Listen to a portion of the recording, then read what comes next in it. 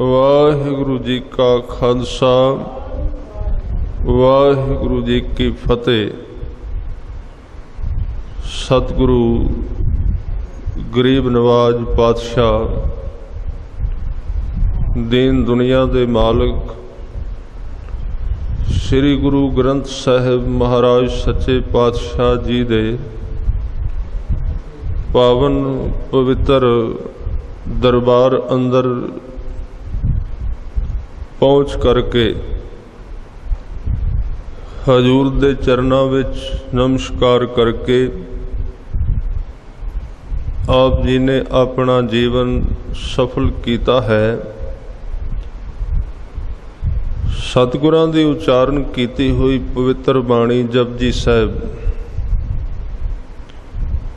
इस चौथी पौड़ी दी विचार कुछ हिस्सा आपां कल कीती सी, बाकी दे बचन अज विचारन दा यतन करांगे। सतगुरां ने बचन कीते कि इत्थे संसार विच विचरदियां होयां अकाल पुरख दा दरबार किवें दिसे, उस दी दरगाह दे नाल संबंध किवें बने। फिर हजूर ने बचन किया कि जो असी बोलते हाँ कि वो आवाज़ उहदे तक जा रही है कि नहीं, किहड़ी भाषा बोलनी चाहिए जिन्हों सुन के परमात्मा अकाल पुरख वाहिगुरू सानू प्यार करे और प्यार नाल साडी गल सुने। इहदे अंदर दो चीज़ां सतगुरु ने दसियां। दरबार नूं वेखना एक प्रयोजन है ते अकाल पुरख वाहिगुरू प्यार नाल साडी गल सुने, ये दो प्रयोजन दसे गए हैं इस पौड़ी दे अंदर।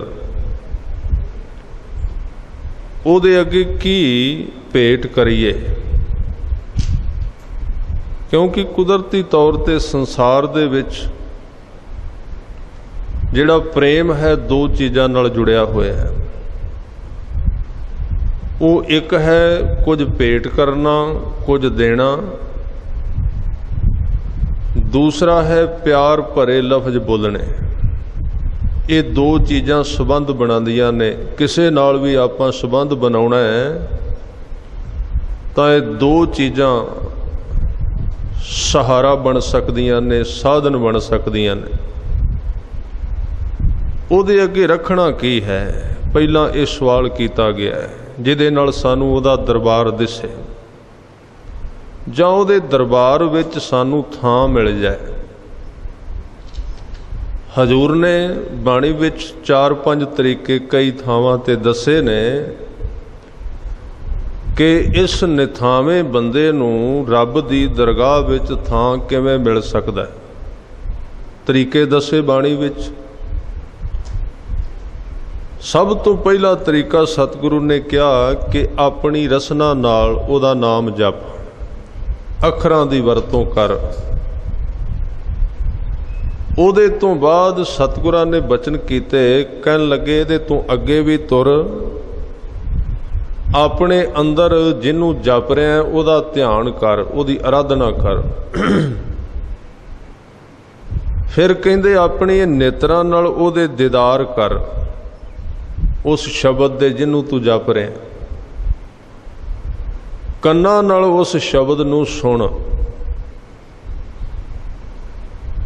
ये 4 गल्लां दसियां ते एक पंजवीं विच गल दसी, कहन लगे ये भी याद रखी कि जिन्हों तू जप रहे हैं, जिहदा नाम जप रहे हैं, उन्हों प्यार करना भी बड़ा जरूरी है। जे प्यार नहीं फिर ये चीज़ां सफल नहीं होणगियां। जदों तू ये 5 काम करेगा तो अपने आप तेरा हथ उहदे दरवाजे नूं पै जाएगा जिहदे विच वो रहिंदा है। ये तैनूं करने पैणगे, इन्हां तो बिना उहदा द्वार नहीं खुलदा। अज दे बचन विच हजूर ने क्या नदरी मोख द्वार, जे तू रब दे दरवाजे विचों लंघना है तो ये 5 काम कर। सतगुरु ने बचन कीते, सब तो पहला क्या अंतर गुरु आराधना। इत्थे गुरु दे अर्थ ने शब्द, अपने अंदर शब्द दी आराधना करनी। आराधना का मतलब वार वार ध्यान विच लियाउणा, वार वार अपने अंतਿਸ਼ਕਰਨ विच उहनूं लियाउणा, इहनूं कहंदे आराधना करनी। इत्थे गुरु दे अर्थ सिर्फ शब्द ने, ध्यान देना। अंतर गुरु आराधना, अपने अंदर उहदी आराधना कर। जिहड़ा शब्द तू जप रहा है रसना नाल भी जप, क्योंकि अगला बचन है जिहवा जप गुर नाओ। इत्थे गुरु का अर्थ फिर शब्द है, जिहड़ा गुरु वालों सिख नूं 5 प्यारियां वालों दिता गया, जां उहदा विस्तार रूप गुरबाणी है। जिहवा जप गुर नाओ, नेत्री सतगुर पेखना। सतगुरु दे शब्द अर्थ फिर शब्द ने, जिहड़ा जप रहे हैं। इको चीज़ नूं कई हिस्सियां विच कहा गया। अगले बचन कहे कि नेत्री सतगुर पेखना। किहड़ा सतगुरु पेखना है? पेखना का मतलब वेखना है। हुण जिहड़े नाम नूं तू जप रहा ना, उहनूं अपने नेत्रां नाल वेखना है। इन्हां नेत्रां नाल, ध्यान दे नेत्रां नाल उहदी आवाज़ नूं सुनना है। यही उहदे दर्शन। सरवणी सुनना गुर नाओ, फिर अपने कन्नां नाल उहनूं सुनना। ये 4 गल्लां कहियां, और कबीर जी ने तो इहदे तों अगे लंघ के गल कह दिती। वो कहंदे ये तां बड़े मोटे मोटे इंद्रे ने, जुबान, कन्न जां हिरदा, जिहदे विच आराधना करनी। ये 4 चीज़ां ने।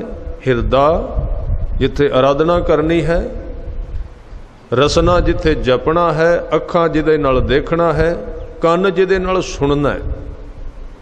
ये तो बड़े बड़े साफ तौर पर ने इंद्रे।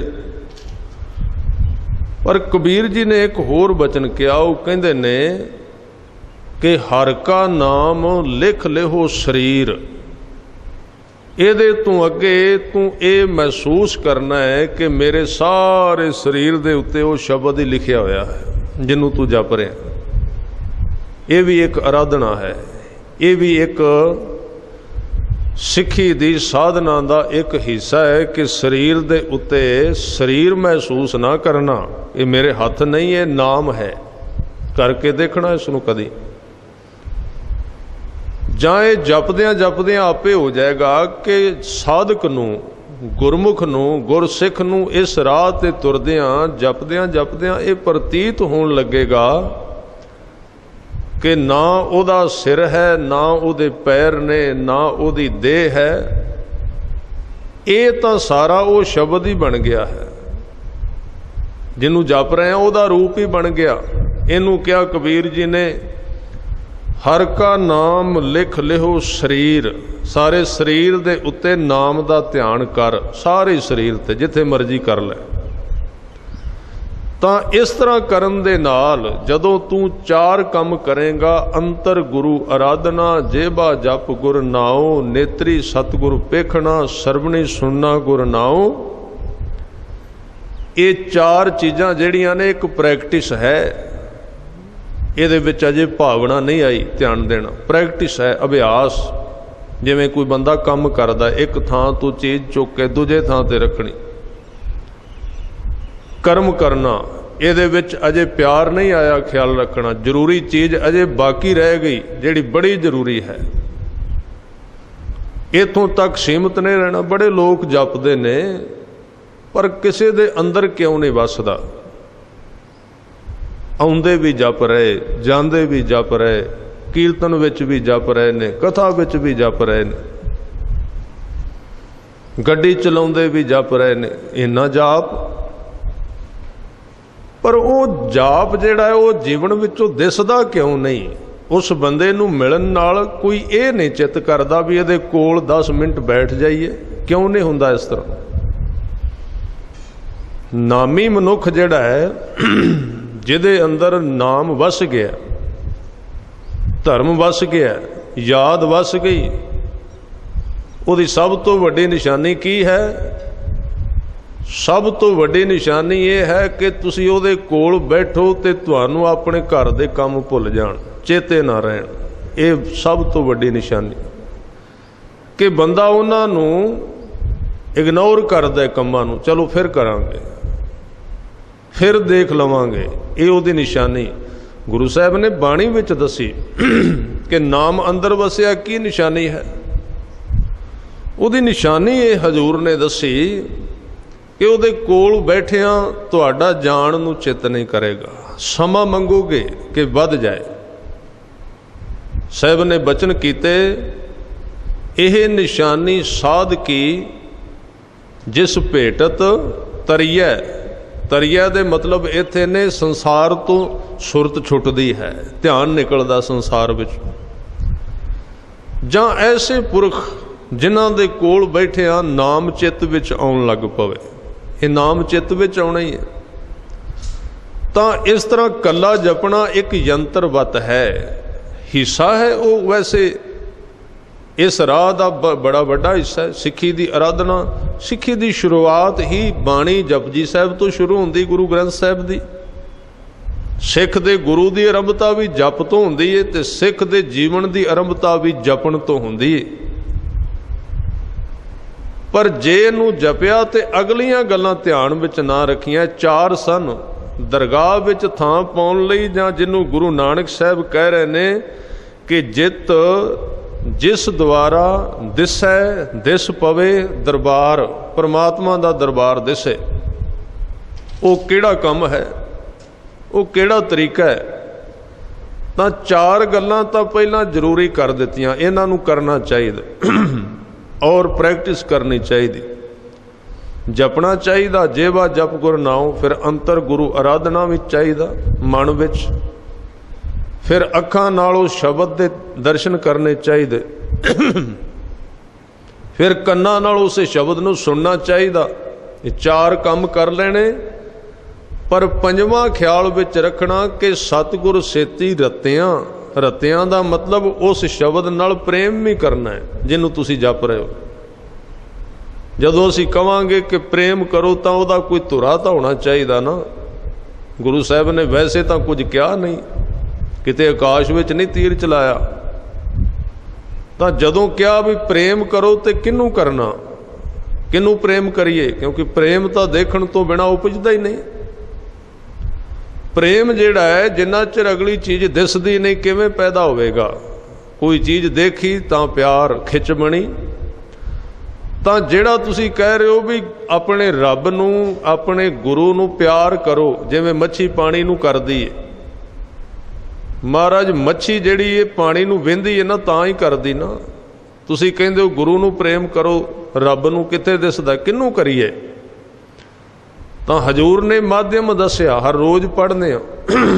ਆਨੰਦ ਸਾਹਿਬ ਵਿੱਚ ਦੁਹਰਾਇਆ ਜਾਂਦਾ, ਕਹਿ ਨਾਨਕ ਸੁਣੋ ਸੰਤੋ ਸ਼ਬਦ ਧਰੋ ਪਿਆਰੋ। ਬਸ ਸ਼ਬਦ ਨੂੰ ਹੀ ਪਿਆਰ ਕਰੋ, ਹੋਰ ਰਾਹ ਕੋਈ ਨਹੀਂ ਜੇ। ਐਵੇਂ ਨਾ ਕਿਸੇ ਪਾਸੇ ਤਿਲਕ ਜਾਣਾ।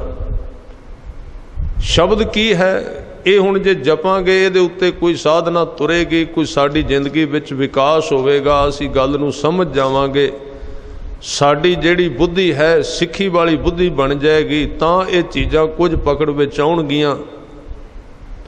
ਪਰ ਹਾਥੀ ਵਰਗੀ ਮੋਟੀ ਬੁੱਧੀ ਕਿਵੇਂ ਲੰਘੇਗੀ ਇਸ ਰਾਹ ਦੇ ਉੱਤੋਂ? ਇਹਦੇ ਵਾਸਤੇ ਤਾਂ ਚੀਟੀ ਹੋਏ ਕਹਿ ਖਾਏ। ਇਹਨੂੰ ਰਸਤੇ ਨੂੰ ਚੁਣਨ ਵਾਸਤੇ ਬਰੀਕ ਕਰਨਾ ਪੈਂਦਾ ਆਪਣੇ ਆਪ ਨੂੰ। ਤਾਂ ਸਤਿਗੁਰੂ ਨੇ ਬਚਨ ਕਹਿ ਦਿੱਤੇ ਕਿ ਇਹ ਰਾਹ ਹੈ ਸ਼ਬਦ ਨੂੰ ਪਿਆਰ ਕਰਨਾ। ਅਸੀਂ ਕਵਾਂਗੇ ਸ਼ਬਦ ਨੂੰ ਕਿਵੇਂ ਪਿਆਰ ਕਰੀਏ? ਨਿਰਜਿੰਦ ਚੀਜ਼ ਹੈ ਸਾਡੇ ਵਾਸਤੇ ਤਾਂ ਇਹੀ ਹੈ ਨਾ।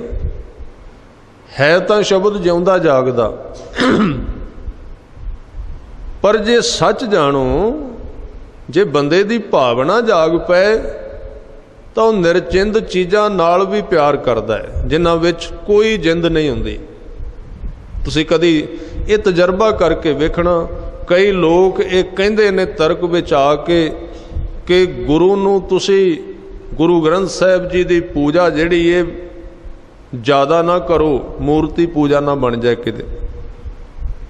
आ एक सज्जन प्यार विच आ गया सी तां उहने गुरु ग्रंथ साहिब जी दे उत्ते अपना मस्तक ला दिता जिथे अंक सन, जिथे बाणी लिखी हुई सी। ते दूजे मित्र ने पिछों बांह फड़ लई, कहन लगे तूं ते उही गल कर दिती, दिसदी हुई चीज़ नूं रब समझ के मत्था लाई जाना। पर उन्हें एक गल कही, वो श्रद्धालु सी, दूसरा तर्कवादी। वो कहंदा वो गल सुन मेरी, तेरा जे कोई मित्र विदेश गया है, तेरा पुत्र विदेश गया है, कहन लगा गया है कई साल हो गए, 20 साल हो गए। कहन लगा ਉਹਦੇ कपड़े जे तेरे सामने आ जाण ਜਿਹੜੇ ਉਹ ਪਾਉਂਦਾ ਸੀ 20 ਸਾਲ ਪਹਿਲਾਂ, ਉਹਨਾਂ ਨੂੰ ਵੇਖ ਕੇ ਫੜਨਾ ਹੈ ਨਾ ਹੱਥ ਵਿੱਚ, ਮੱਥੇ ਨੂੰ ਵੀ ਲਾ ਲੈਣਾ ਕਈ ਵਾਰੀ ਪਿਆਰ ਨਾਲ, ਉਹਨਾਂ ਨੂੰ ਕਈ ਵਾਰੀ ਆਪਣੇ ਸਰੀਰ ਨਾਲ ਛੁਹਾਣਾ ਹੈ। ਕਿਉਂ? ਕੱਪੜਿਆਂ ਵਿੱਚ ਜਿੰਦ ਹੈ, ਕੱਪੜਿਆਂ ਵਿੱਚ ਤੇ ਕੋਈ ਜਿੰਦ ਨਹੀਂ, ਫਿਰ ਤੈਨੂੰ ਉਹਨਾਂ ਕੱਪੜਿਆਂ ਦੇ ਰਾਹੀਂ ਉਹਦਾ ਪਿਆਰ ਕਿਉਂ ਪੈਦਾ ਹੁੰਦਾ ਹੈ? ਕੀ ਗੱਲ ਹੈ, ਕੀ ਕਾਰਨ ਹੈ? ਕਹਿਣ ਲੱਗਾ ਉਹਦੀ ਯਾਦ ਆ ਜਾਂਦੀ ਏ। ਉਹ ਤਾਂ ਚਲਾ ਗਿਆ ਪਰ ਉਹਦੇ ਵਸਤਰ ਉਹਦੀ ਯਾਦ ਨੇ, ਉਹਨਾਂ ਨੂੰ ਵੇਖ ਕੇ ਮੈਨੂੰ ਉਹਦੀ ਯਾਦ ਤਾਜ਼ਾ ਹੋ ਜਾਂਦੀ, ਬਿਲਕੁਲ ਨਵੀਂ ਬਣ ਜਾਂਦੀ। ਉਹਨੇ ਕਿਹਾ ਜੇ ਤੇਰੇ ਪੁੱਤਰ ਦੇ ਕੱਪੜੇ ਵੇਖ ਕੇ ਤੈਨੂੰ ਪੁੱਤਰ ਯਾਦ ਆ ਜਾਂਦਾ ਹੈ ਤੇ ਮੇਰੇ ਗੁਰੂ ਦੀ ਬਾਣੀ ਵੇਖ ਕੇ ਮੈਨੂੰ ਗੁਰੂ ਨਹੀਂ ਚੇਤੇ ਆ ਸਕਦਾ? ਇਹਦੇ ਉੱਤੇ ਰੋਕ ਕਿਉਂ ਲਾਉਂਦੇ ਹੋ? ਜੇ ਮੇਰੇ ਗੁਰੂ ਦਾ ਥਾਂ ਹੈ, ਜੇ ਮੈਂ ਉੱਥੋਂ ਦੀ ਧੂੜ ਚੁੱਕ ਕੇ ਲਾ ਲਵਾਂ ਤੇ ਕਿਉਂ ਕਹਿੰਦੇ ਹੋ ਕਰਮ ਕਾਂਡ ਹੈ? ਮੈਨੂੰ ਪਤਾ ਲੱਗ ਜਾਏ ਮੇਰਾ ਗੁਰੂ ਇੱਥੋਂ ਲੰਘਿਆ ਸੀ। ਤਾਂ ਬੰਦਾ ਜਿਹੜਾ ਹੈ ਸਾਰਾ ਤਰਕ ਧਰਮ ਵਿੱਚ ਹੀ ਪੈਦਾ ਕਰਦਾ, ਸੰਸਾਰ ਵਿੱਚ ਨਹੀਂ। ਉੱਥੇ ਤਾਂ ਸਭ ਕੁਝ ਕਰੀ ਜਾਂਦਾ, ਉੱਥੇ ਕੋਈ ਨਹੀਂ ਕਹਿੰਦਾ ਵੀ ਇਹ ਪਖੰਡ ਹੈ। ਉੱਥੇ ਤਸਵੀਰਾਂ ਵੀ ਚੰਗੀਆਂ ਲੱਗਦੀਆਂ ਨੇ, ਆਪਣੇ ਪਰਸ ਵਿੱਚ ਲਾਈ ਹੁੰਦੀ ਨਾ ਆਦਮੀ ਨੇ, ਕਿਸੇ ਦਾ ਪਰਸ ਖੋਲ ਕੇ ਵੇਖੋ, ਉਸ ਪਰਸ ਦੇ ਵਿੱਚ ਉਹਦੇ ਅੱਤ ਦੇ ਕਿਸੇ ਸਨੇਹੀ ਦੀ ਤਸਵੀਰ ਹੋਵੇਗੀ। ਤੇ ਜੇ ਬਾਹਰ ਗੁਰੂ ਦੀ ਗੱਲ ਕਰੋ, ਉਹ ਕਹੇਗਾ ਜੀ ਇਹ ਤਰਕ ਹੈ ਜੀ, ਇਹ ਮੂਰਤੀ ਪੂਜਾ ਹੈ। ਜਦੋਂ ਤੇ ਗੱਲ ਆਵੇ ਗੁਰੂ ਦੀ, ਉਦੋਂ ਤੇ ਬਣ ਜਾਂਦਾ ਹੈ ਗਿਆਨੀ, ਉਦੋਂ ਤੇ ਹੋ ਜਾਂਦਾ ਹੈ ਗਿਆਨਵਾਨ, ਉਦੋਂ ਹੋ ਜਾਂਦਾ ਹੈ ਸਾਇੰਸਦਾਨ, ਉਦੋਂ ਹੋ ਜਾਂਦਾ ਤਰਕਵਾਦੀ। ਜਦੋਂ ਗੱਲ ਆਪਣੇ ਸੰਸਾਰ ਦੇ ਪਿਆਰ ਦੀ ਆਉਂਦੀ, ਉੱਥੇ ਕੋਈ ਤਰਕ ਨਹੀਂ ਰਹਿੰਦਾ। ਉੱਥੇ ਕਹਿੰਦਾ ਸਾਰਾ ਕੁਝ ਠੀਕ ਹੈ, ਉੱਥੇ ਤਸਵੀਰਾਂ ਵੀ ਚੰਗੀਆਂ ਲੱਗਦੀਆਂ, ਉੱਥੇ ਕੱਪੜੇ ਵੀ ਚੰਗੇ ਲੱਗਦੇ, ਸਭ ਕੁਝ ਚੰਗਾ ਲੱਗਦਾ। ਕਾਰਨ ਸੰਸਾਰ ਨਾਲ ਇਹਦਾ ਪਿਆਰ ਅੰਦਰੋਂ ਹੈ, ਗੁਰੂ ਨਾਲ ਪਿਆਰ ਕੇਵਲ ਬਾਹਰੋਂ ਹੈ। ਇਸ ਕਰਕੇ ਇਹ ਗੱਲਾਂ ਸਮਝ ਵਿੱਚ ਨਹੀਂ ਆਉਂਦੀਆਂ। ਤਾਂ ਸਤਿਗੁਰੂ ਨੇ ਬਚਨ ਕੀਤੇ ਕਿ ਜਿੰਨਾ ਚਿਰ ਪਿਆਰ ਨਹੀਂ ਨਾ ਜਪਣਾ ਸਫਲ ਨਹੀਂ ਹੋਵੇਗਾ। ਸਤਿਗੁਰ ਸੇਤੀ ਰਤਿਆਂ, ਰਤਿਆਂ ਦਾ ਮਤਲਬ ਰੰਗੇ ਜਾਣਾ, ਪਿਆਰ ਵਿੱਚ ਪੈ ਜਾਣਾ।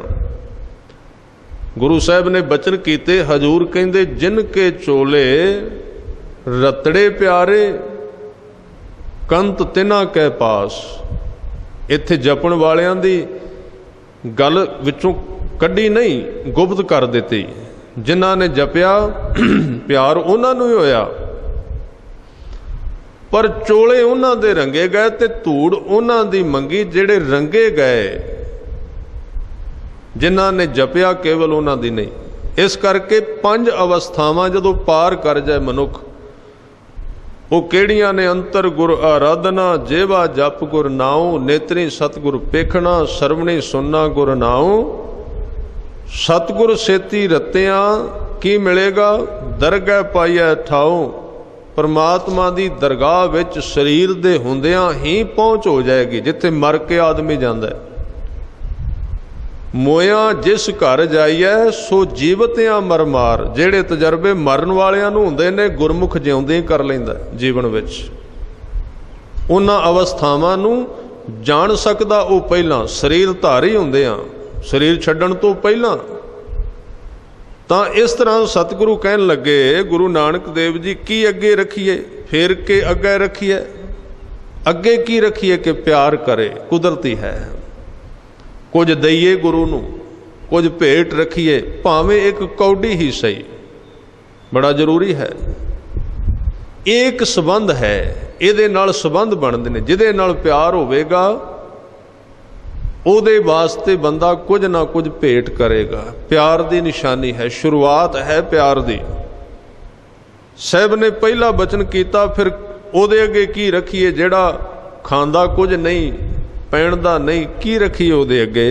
फिर के अगे रखिए जित दिसै दरबार, मूहों के बोलन बोलीए। मूँह तो किहड़े लफ्ज बोलीए कि जिन्हां नूं ਉਹ प्यार करन लग पवे। ਉਹ शब्द कित्थों आउण, किवें दे हुण बड़े लोग बोल रहे ने। बड़ियां अरदासां हुंदियां ने हज़ारां दी गिनती विच। जित सुण धरे प्यार, जिन्हां शब्दां नूं सुण के प्यार करन लग पवे। जिन्हां शब्दां नूं सुणे ते प्यार करे, ਉਹ शब्द किहड़े ने, ਉਹ भाषा किहड़ी, ਉਹ कीर्तन किहड़ा जिन्हों सुनन तो बाद परमात्मा मजबूर हो जाए उन्होंने सुनने वास्ते। वो किहड़ी भाषा है। पंथ दे महान, सिक्खी दे महान थंम बाबा बुढ़ा जी का जीवन जिक्र आउंदा है कि उन्होंने जीवन दे अंदर जीवन बताउंदियां होया एक दिन गुरु अर्जन देव जी की हजूरी विच कीर्तन करन वाले एक रागी गुरु के कीर्तनीय भाई बलवंड नूं वो बाहर आ रहे सन, रबाब चुक के। अगे बाबा बुढ़ा जी मिल गए।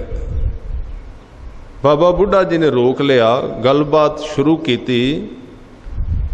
कहन लगे, बलवंड अज एक कृपा करो, मैनू एक शब्द सुना दिओ, मेरा मन बहुत कर रहा है। हुण बलवंड की अपनी दुनिया है, वो कलावान व्यक्ति है, भावें सिक्खी भी है। उन्हें कहा जी सवेरे आ जाना, सवेरे करांगा कीर्तन, सुन लेना। बाबा बुढ़ा जी ने कहा नहीं, पता नहीं, अज मेरा मन बहुत कर रहा कीर्तन सुनने वास्ते। ते भाई बलवंड ने, क्योंकि कला जिहड़ी ये पा के बंदा बड़ी मुश्किल है हंकार तो बच जाए, बड़ा घट है। जिस वक्त ये गल कही कि अज जरूर सुना, तो बलवंड दे मूँहों निकल गया। कहन लगा, तुहानू की पता कीर्तन की हुंदा है, राग की हुंदे ने। जट बूट आदमी घाह वड्डो जाके, गावां नू पाओ, मझां नू पाओ। आदमी दियां जिहड़ियां बेसमझियां ने कदी नहीं मिटदियां, सच जानो अज तक नहीं मिटियां। गुरु नानक देव जी दे हुंदियां, गुरु अर्जन देव जी दे हुंदियां भी ये गल्लां चलदियां रहियां। बंदा अपनी छोटी कैद विचों बाहर नहीं आउंदा, उन्होंने पसंद है छोटे दायरे विच जिउणा। तां उन्हें कह दिता, तुहानू की पता। तो बाबा बुढ़ा जी चले गए चुप करके। दूजे दिन रबाब लैके गुरु अर्जन देव जी के दरबार विच जांदा है। रबाब खोली, कीर्तन शुरू करन लगा। गुरु अर्जन देव जी ने मुंह पासे कर लिया, कहन लगे मैं नहीं सुनना। बड़ा हैरान, बेनती की महाराज क्यों? कहन लगे मैं सुनना नहीं चाहता, तू बंद कर दे इसनूं। पुछया की गुस्ताखी हुई? कहन लगा जदों मैं सुनने वास्ते कहा सी उदों तू मैनू कह दिता भी मझां नूं घाह वड्ड के पा, तैनूं की पता कीर्तन की हुंदा है? तुसां ते मैनू ये गल कदी कही नहीं भी कीर्तन कर, ते मैं जवाब दिता होवे। भाई बलवंड ने कहा, सतगुरां ने कहा क्या तो मैं सी, देह बाबे बुढ़े दी सी। जरूरी नहीं मैं अपनी देह वास्ते कुछ मंगा, मैं अपने सिखां दे शरीर वास्ते भी बड़ा कुछ मंगना। मेरे ते मेरे सिखां दे शरीर विच कोई फर्क नहीं, कोई अंतर नहीं। जेड़े गुरु नानक दे हुक्म दे दायरे विच रहिंदे ने, कई बारी उन्हां दे राहीं मैं कुछ मंगना। मैं तेरे तो कीर्तन सुनने वास्ते मंगिया सी, तू जवाब दे दिता, हुण की करना आया सुनाउण वास्ते? जा पहला बाबे बुढ़े नूं सुना, फिर मैं सुनांगा। ये गुरमुख की पदवी है, ये गुरसिख की पदवी है। और सतगुरु ने बचन कीते की बोलन बोलीए, किवें दा बोलीए, किते हंकार विच ना बोलिया जाए कुछ, किते स्वार्थ विच ना बोलिया जाए कुछ। गुरु साहब ने सिखाया तू जो कुछ कर रहा केवल अपने वास्ते ना कर, नहीं तो तू स्वार्थी हो जाएगा। सच जानो, जिवें दे कंजूस, जिवें दे स्वार्थी संसारी ने, मायाधारी ने, धर्म विच भी बड़े कंजूस ने, बड़े स्वार्थी ने। वो कहते ने जपो ते बंद रखो, किसी का भला ना हो जाए, किते अपने कोल रखो बंद करके। आप शक्तिशाली हो जाओ, जुगतां दा ना पता लग जाए, किसी नूं शब्दां दा ना पता लग जाए। ਜਿਹੜੀਆਂ चीज़ों की ਤੁਹਾਨੂੰ समझ है बंद कर दिओ, कुंडी बंद करके अंदर दब दिओ, ज्ञान कोल रखो अपने। पर एक गल याद रखना, तब जानोगे जब उगरै गोपाज, रब की दुनिया विच सत्कार उन्हां नूं मिलदा है जिहड़े केवल अपने वास्ते नहीं करते, जिहड़े सारियां वास्ते करते। रब की दुनिया विच सत्कार उन्हां नूं मिलदा है जिहड़े केवल अपने वास्ते नहीं करते, जिहड़े सारियां वास्ते करते ने, सारियां वास्ते जिहड़े जिउंदे ने। तां संसार की दुनिया के कंजूस, धार्मिक दुनिया के कंजूस, वो भी तो इकट्ठे ही कर रहे ना। इकट्ठा करना तो धर्म है ही कोई नहीं, याद रखना। जिथे गुरु साहब कहणगे ना भी खजाना इकट्ठा कर लै नाम दा, उहदे अर्थ ये नहीं होणगे भी तू जप जप के वर सराफ देण वाला कोई संत बन जा, जां इस तरह का पंड भर के इकट्ठी कर लै कोल नाम दी, ये गल नहीं। वो कहते ने भी खजाना सारा ही तेरा, जो कुछ ठाकुर का सो सेवक का, सेवक ठाकुर ही संग जाहर जियो। सब कुछ तेरा है, सब कुछ तेरा। पर वो आप जिवें रब दे गुण कल आपां विचारे सन, अखीरली पंक्ति आई सी, नानक विगसै वे परवाह हो। बड़ा वे परवाह है, खुश रहिंदा है, ਉਹਨੂੰ ਤਮਾ नहीं रहिंदी मेरे कोल कुछ रवे ते सारा कुछ ही ਉਹਦਾ ਹੁੰਦਾ है। किवें दी दुनिया है उसकी। ਤਾਂ बेनती कर रहा सी, जित सुन धरे प्यार, मूँह तो की बोलीए, किवें दा जीवन जीवीए। बाबा फरीद जी ने श्लोकां विच यही सवाल किया कि कवन सो अखर, वो किहड़े अखर ने जिन्हां नूं बोलण नाल रब साडी गल सुणदा है। वो अखर किवें दे, उन्हां नूं बोलण दी जाच सिखीए। वो अरदास करन दा वल सानू आ जाए किवें करना है। कवन सो अखर, किहड़े अखर ने। सतगुरां ने कहा आप नहीं आउंदे, बाणी विचों पढ़ लै। वो अखर किहड़े जिन्हां नूं सुन के वो झुक जांदा, उहदे विच नरमाई आ जांदी। वो अरदास दे अखर ने जिहड़े सानू सिखाए, जिहदे विच साहिब कहंदे राख पिता प्रभ मेरे, मोहे निर्गुण सब गुण तेरे। इस तरह दीयां गल्लां करन दी जाच सिख उहदे नाल। राख पिता प्रभ मेरे, मोहे निर्गुण सब गुण तेरे। पंच बेखादी एक गरीबा, राखो राखण हारे। खेद करें अर बहुत सतावें, आयो शरण तुहारे। ये अखर बोलण दा यतन करया कर। अपने अंदर दी जिहड़ी अवस्था है उन्होंने कह गुरु दे अगे। फिर सतगुरु ने अगों कहा भी तू कुछ कीता नहीं इन्हां पंजां नूं मिटाउण वास्ते।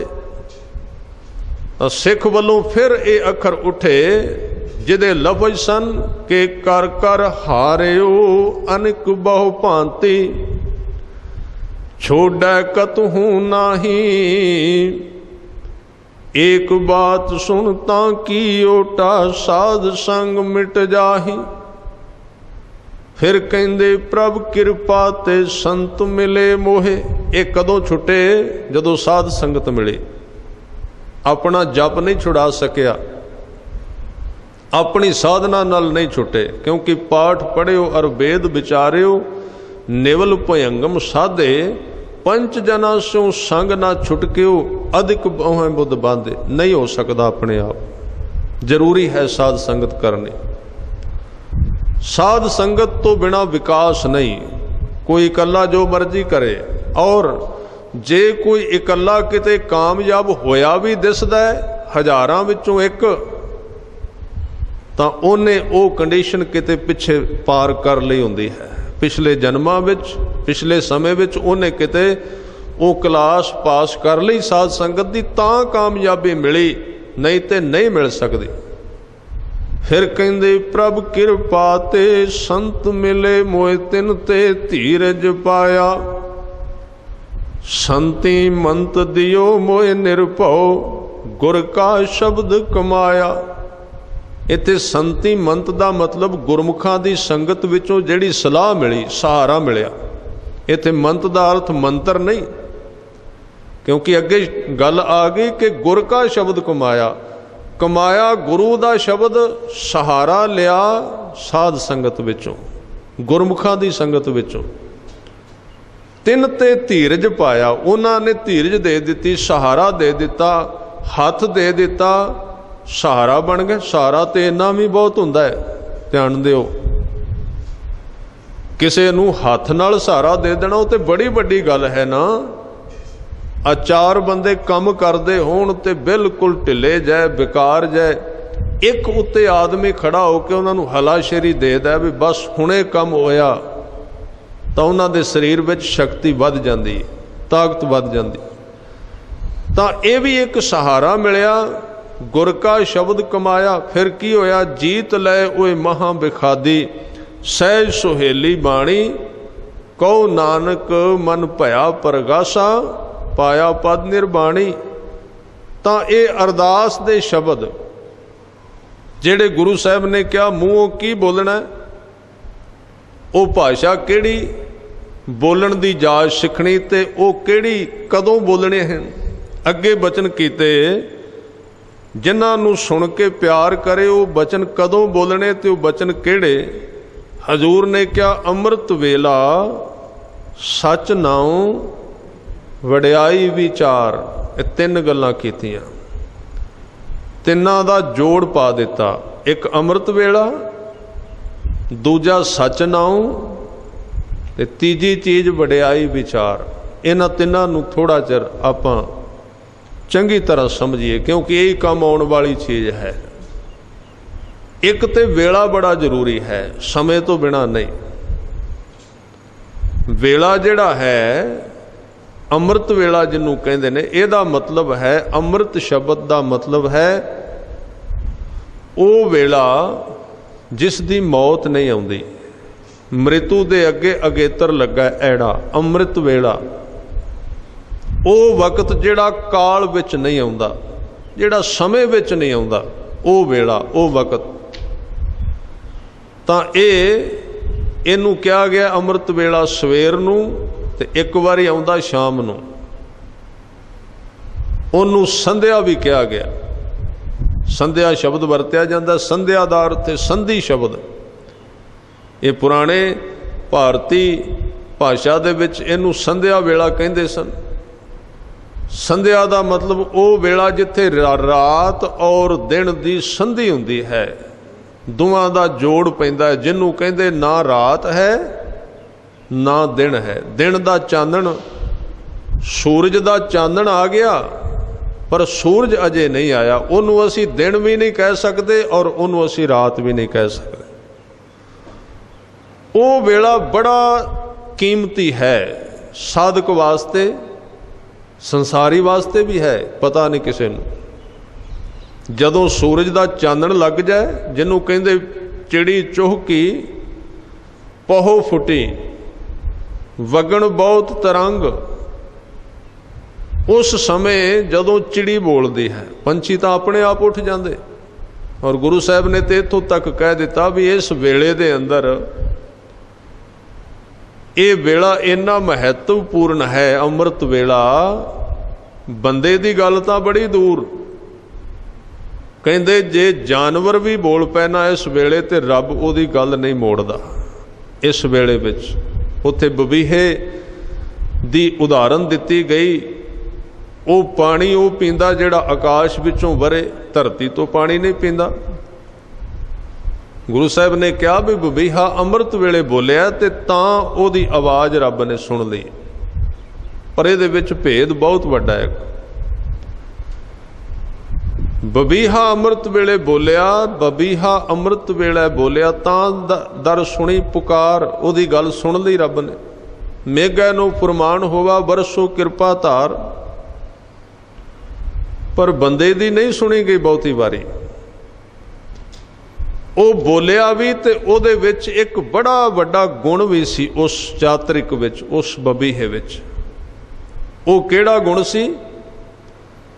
ਉਹ ਗੁਣ ਸੀ ਕਿ ਉਹਦੇ ਮਨ ਦੇ ਵਿੱਚ ਇੱਕ ਇਰਾਦਾ ਸੀ, ਇੱਕ ਸਿਦਕ ਸੀ, ਇੱਕ ਵਿਸ਼ਵਾਸ ਸੀ, ਇੱਕ ਭਰੋਸਾ ਸੀ, ਕੁਰਬਾਨੀ ਦਾ ਜਜ਼ਬਾ ਸੀ। ਉਹ ਕਿਹੜਾ? ਉਹਨੇ ਫੈਸਲਾ ਕਰ ਲਿਆ ਸੀ ਜੇ ਆਕਾਸ਼ ਵਿੱਚੋਂ ਬੂੰਦ ਡੇਗੇਗਾ ਤੇ ਪੀਵਾਂਗਾ, ਜਿੰਦ ਭਾਵੇਂ ਨਿਕਲ ਜਾਏ ਮੈਂ ਕਿਸੇ ਧਰਤੀ ਤੋਂ ਇੱਕ ਬੂੰਦ ਨਹੀਂ ਪੀਣੀ। ਪੱਕਾ ਸੀ ਉਹਦਾ ਫੈਸਲਾ, ਇਰਾਦਾ ਸੀ ਨਾ। ਉਹਨੂੰ ਕਹਿੰਦੇ ਗੁਰਮਤ ਦੇ ਵਿੱਚ ਇਹ ਦੋ ਲਫ਼ਜ਼ ਨੇ, ਇੱਕ ਲਫ਼ਜ਼ ਹੈ ਕੱਟੜਤਾ, ਇੱਕ ਲਫ਼ਜ਼ ਹੈ ਦ੍ਰਿੜਤਾ। ਕੱਟੜਤਾ ਦਾ ਮਤਲਬ ਹੁੰਦਾ ਬਿਲਕੁਲ ਹੀ ਸੁੱਕ ਪੁੱਕ ਜਾਣਾ, ਖਰਵੇ ਹੋ ਜਾਣਾ, ਹੰਕਾਰੀ ਹੋ ਜਾਣਾ ਆਪਣੀ ਸ਼ਰ੍ਹਾ ਵਿੱਚ। ਪਰ ਦ੍ਰਿੜਤਾ ਇਸ ਤਰ੍ਹਾਂ ਦਾ ਸ਼ਬਦ ਨਹੀਂ ਹੈ। ਦ੍ਰਿੜਤਾ ਦਾ ਅਰਥ ਹੈ ਪਿਆਰ ਵਿੱਚ ਵੀ ਰਹਿਣਾ ਤੇ ਪੱਕੇ ਵੀ ਰਹਿਣਾ। ਦੋ ਗੱਲਾਂ ਬੜੀਆਂ ਔਖੀਆਂ ਨੇ, ਸਖਤ ਵੀ ਰਹਿਣਾ ਤੇ ਨਰਮ ਵੀ ਰਹਿਣਾ। ਦੋ ਚੀਜ਼ਾਂ ਬੜੀਆਂ ਔਖੀਆਂ। ਨਹੀਂ ਤੇ ਲੋਕ ਨਰਮ ਹੋ ਜਾਂਦੇ, ਕਹਿੰਦੇ ਆਪਣਾ ਧਰਮ ਦੇ ਕਾਇਦੇ ਕਾਨੂੰਨ ਹੀ ਛੱਡ ਕੇ ਟੰਗ ਕੇ ਬੈਠ ਜਾਂਦੇ ਕਿੱਲੀ ਤੇ, ਜਿਹੜੇ ਬੜੇ ਮਹਿੰਗੇ ਹੁੰਦੇ ਨੇ। ਛੱਡੋ, ਸਾਰੀ ਦੁਨੀਆ ਇੱਕੋ ਹੀ ਹੈ। ਇਹ ਇੱਕ ਹਿੱਸਾ ਹੈ, ਜਾਂ ਤੇ ਬੰਦਾ ਬਿਲਕੁਲ ਬਹਿ ਜਾਂਦਾ ਹੈ ਜਾਂ ਬੜਾ ਹੀ ਸਖਤ ਹੋ ਜਾਂਦਾ ਹੈ। ਗੁਰੂ ਸਾਹਿਬ ਨੇ ਸਾਨੂੰ ਦਿੱਤਾ ਸ਼ਬਦ ਪ੍ਰਤੀਤ, ਵਿਸਾ, ਸਿਦਕ, ਭਰੋਸਾ, ਦ੍ਰਿੜਤਾ, ਜਿਹਦੇ ਵਿੱਚ ਗੁਰਸਿੱਖ ਕੁਰਬਾਨੀ ਵੀ ਕਰ ਜਾਂਦਾ ਹੈ ਪਰ ਸਖਤ ਵੀ ਨਹੀਂ ਹੁੰਦਾ, ਪਿਆਰ ਵਿੱਚ ਵੀ ਰਹਿੰਦਾ। ਤਾਂ ਉਸ ਬਬੀਹੇ ਨੇ ਇੱਕ ਬੜੀ ਵੱਡੀ ਕੁਰਬਾਨੀ ਕੀਤੀ ਪਹਿਲਾਂ, ਤਾਂ ਉਹਦੀ ਆਵਾਜ਼ ਸੁਣੇਗੀ, ਵੈਸੇ ਨਹੀਂ। ਉਹਨੂੰ ਸਲਾਹ ਤਾਂ ਦਿੱਤੀ ਹੋਵੇਗੀ ਰੱਬ ਨੇ ਬਈ ਸਵੇਰੇ ਸਵੇਰੇ ਕਿਉਂ ਤੂੰ ਬੋਲਦਾ, ਕਿਉਂਕਿ ਤੁਸੀਂ ਦੇਖਦੇ ਹੋ ਜਦੋਂ ਬਬੀਹਾ ਬੋਲਦਾ ਇਹਨਾਂ ਦਿਨਾਂ ਵਿੱਚ, ਹੁਣ ਬੋਲੇਗਾ ਅੱਗੇ ਵਿਸਾਖ ਦੇ ਦਿਨਾਂ ਵਿੱਚ, ਤੂੰ ਕਿਉਂ ਇੰਨੀ ਤੇਜ਼ੀ ਵਿੱਚ ਤੇ ਤਿੱਖੀ ਆਵਾਜ਼ ਹੁੰਦੀ ਉਹਦੀ। ਤੂੰ ਪਾਣੀ ਪੀਣਾ ਤੇ ਆਪਣੇ ਪਿੰਡ ਵਾਲੀ ਨਹਿਰ ਵਿੱਚੋਂ ਪੀ ਲਿਆ ਕਰ, ਕਿਉਂ ਐਵੇਂ ਰੌਲਾ ਪਾ ਕੇ ਰੱਖਣਾ। 7 ਸਮੁੰਦਰ ਭਰੇ ਹੋਏ ਨੇ, ਪੀ ਲੈ ਉੱਥੋਂ, ਨਦੀਆਂ ਨਾਲੇ ਵਗ ਰਹੇ ਨੇ। ਕਿਸੇ ਬੰਦੇ ਨੇ ਸਲਾਹ ਦੇ ਦਿੱਤੀ ਉਸ ਬਬੀਹੇ ਨੂੰ ਵੀ ਐਵੇਂ ਸਵੇਰੇ ਸਵੇਰੇ ਸਾਨੂੰ ਵੀ ਜਗਾਉਣਾ, ਅਸੀਂ ਉੱਠਣਾ ਹੁੰਦਾ 8-9 ਵਜੇ, ਅਸੀਂ ਤਾਂ ਜਾਗਣਾ ਨਹੀਂ, ਸਾਡੀ ਨੀਂਦ ਨਾ ਖਰਾਬ ਕਰਿਆ ਕਰ ਸਵੇਰੇ ਸਵੇਰੇ। ਆ ਮੁਰਗੇ ਬੋਲਦੇ ਸੀ ਪਹਿਲਾਂ, ਉਹ ਤੇ ਕਰਾ ਦਿੱਤੇ ਅਸੀਂ ਚੁੱਪ। ਉਹ ਉਠਾਉਂਦੇ ਸੀ ਸਵੇਰੇ 4 ਵਜੇ,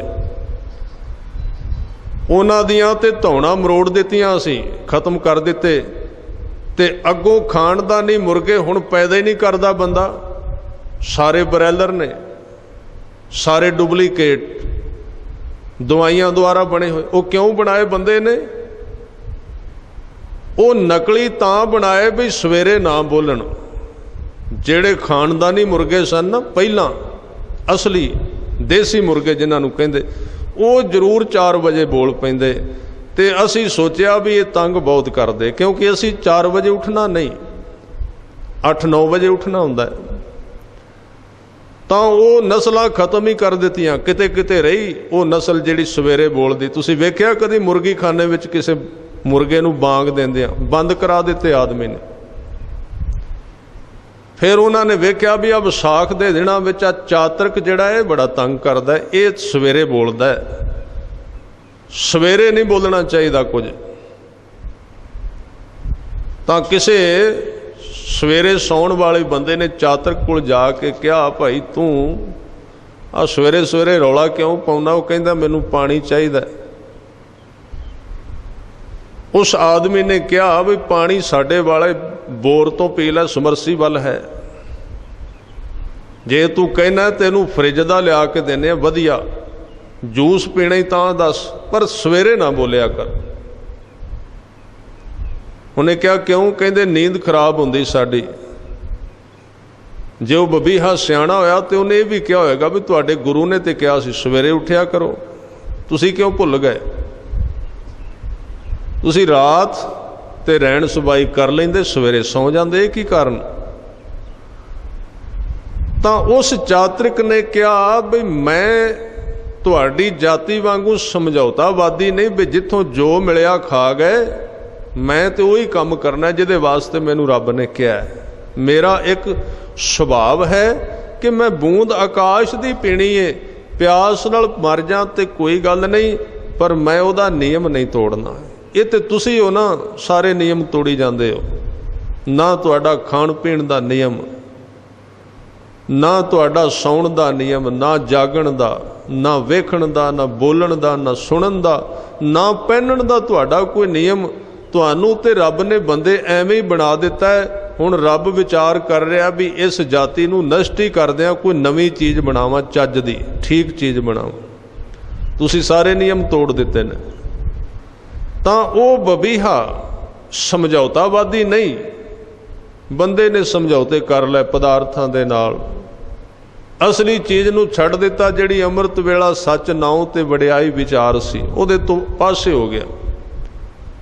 ਤਾਂ ਇਹ ਇੱਕ ਵੇਲਾ ਇਸ ਤਰ੍ਹਾਂ ਦਾ ਹੈ ਕਿ ਜੇ ਬੰਦੇ ਅੰਦਰ ਦ੍ਰਿੜਤਾ ਹੋਵੇ ਤੇ ਅੰਮ੍ਰਿਤ ਵੇਲੇ ਬੋਲੇ। ਗੁਰੂ ਸਾਹਿਬ ਅੱਜ ਕਹਿ ਰਹੇ ਨੇ, ਗੁਰੂ ਨਾਨਕ ਦੇਵ ਜੀ,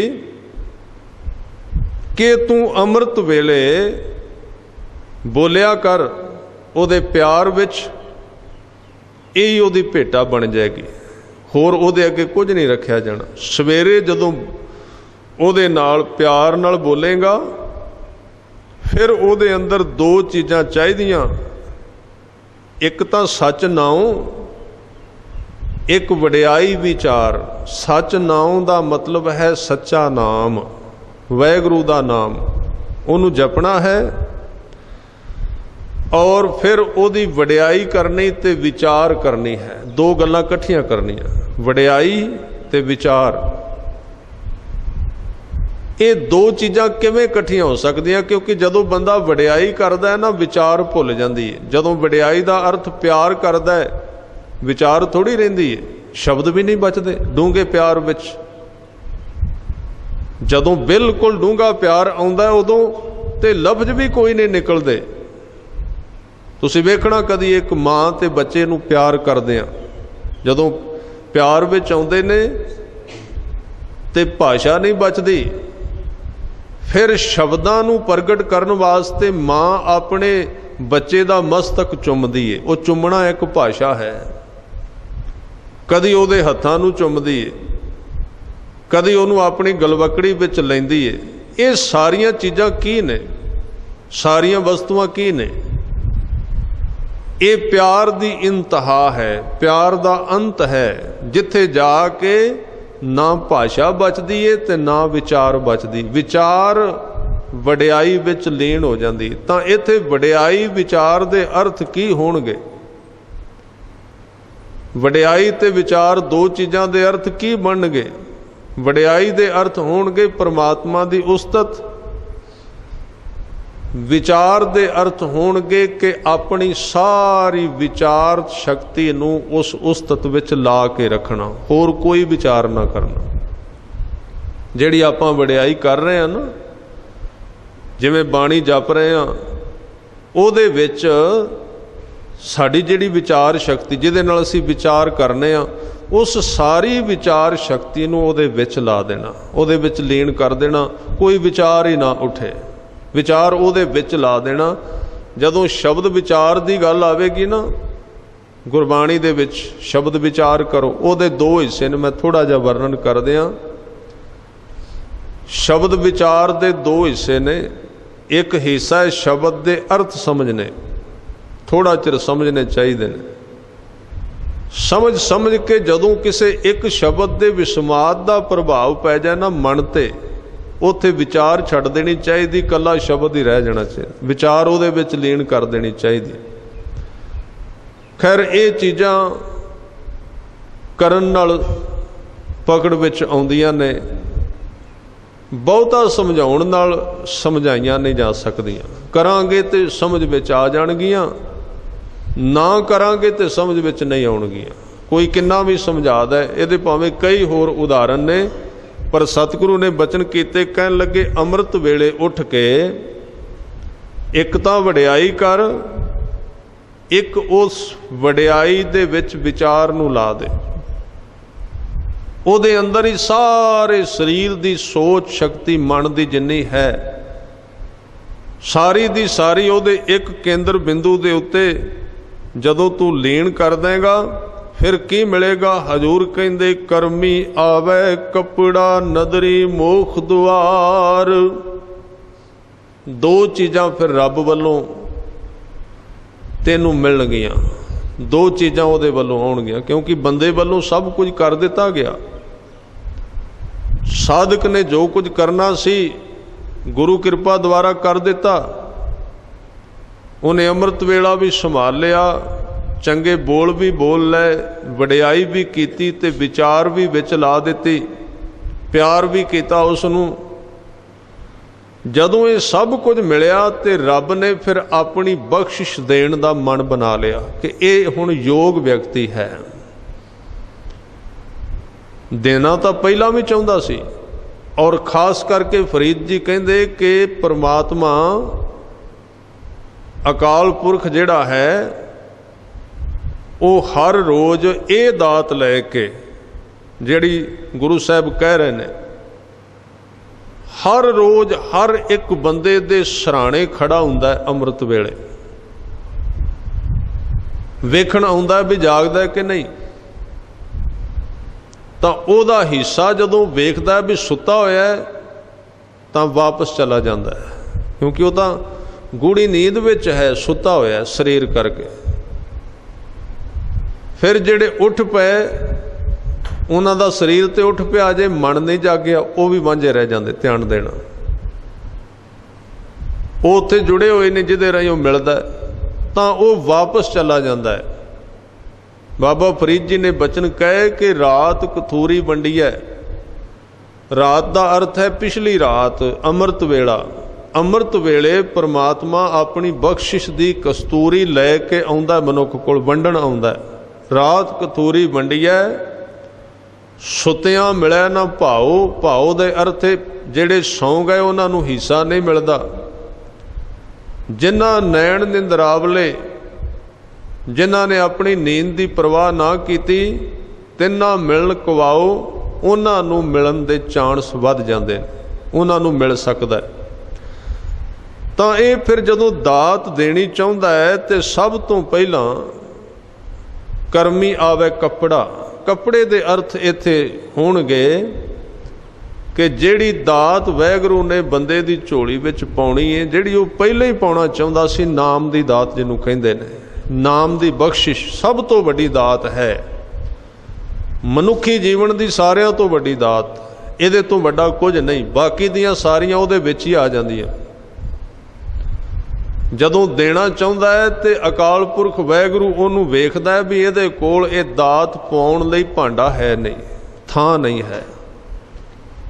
माया तो इन्हें मंग लई, परस नहीं इहदे कोल, जेब कोई नहीं इहदे कोल, सुता पिया है। पवाएगा कादे विच? तां बिना प्रयोजन तो मिलदा भी कुछ नहीं, मिलदा तां है, गवाच जांदा है। तां फिर अकाल पुरख पहला वो दात देण तो पहला उन्हों एक कपड़ा देंदा है। कपड़े का अर्थ वो भांडा देंदा जिहदे विच उन्हें नाम नूं टिकाउणा है। करमी आवे कपड़ा, वो भी बख्शिश द्वारा मिलदा है। इत्थे कपड़े दे अर्थ शरीर कीते बहुते टीकियां विच, पर शरीर तो पहला मिले ही होया है। चलो ये नहीं मैं कह रहा भी वो अर्थ गलत ने, क्योंकि कई सुरतियां द्वारा कई ढंग नाल अर्थ विचारे जाते हैं। करमी आवे कपड़ा दे अर्थ शरीर कीते गए, शरीर रूपी कपड़ा मिलता, पर शरीर तो मिले ही होया, पहले मिलया है। वो तो तां है भी शरीर नहीं मिलया तो फिर रब वालों मिलता है। हाँ, ये अर्थ हो सकते भी अंदरला शरीर रूपी कपड़ा मिलता है, सूक्ष्म शरीर उहदे हत्थां विच आ जांदा, जिहदे विच नाम ने टिकना है। करमी आवे कपड़ा, उहदी बख्शिश दा वस्त्र मिल जाता है। ਤੇ ਫਿਰ ਉਹ ਬੰਦਾ ਉਸ ਵਸਤਰ ਦੀ ਝੋਲੀ ਬਣਾ ਕੇ ਰੱਬ ਕੋਲੋਂ ਉਹਦੇ ਨਾਮ ਦੀ ਭੀਖ ਮੰਗਦਾ ਹੈ। ਫਿਰ ਨਦਰੀ ਮੋਖ ਦੁਆਰ, ਮੋਖ ਦਾ ਅਰਥ ਹੈ ਮੁਕਤੀ, ਦੁਆਰ ਦਾ ਅਰਥ ਹੈ ਦਰਵਾਜ਼ਾ। ਮੁਕਤੀ ਦਾ ਦਰਵਾਜ਼ਾ ਖੁੱਲ੍ਹ ਜਾਂਦਾ ਹੈ। ਆਹ ਗੁਲਾਮੀ ਦਾ ਦਰਵਾਜ਼ਾ ਸਾਰਾ ਜਿੱਥੇ ਅਸੀਂ ਹਾਂ, ਇਹ ਮੁਕਤੀ ਦਾ ਦਰਵਾਜ਼ਾ ਨਹੀਂ। ਮੁਕਤੀ ਦਾ ਦਰਵਾਜ਼ਾ ਤੇ ਅਜੇ ਦੇਖੀ ਕੋਈ ਨਹੀਂ। ਜਿੱਦਣ ਉਹ ਖੁੱਲ੍ਹ ਗਿਆ ਫਿਰ ਇਹ ਬਾਕੀ ਸਾਰਾ ਕੁਝ ਕੂੜਾ ਕਬਾੜ ਹੈ।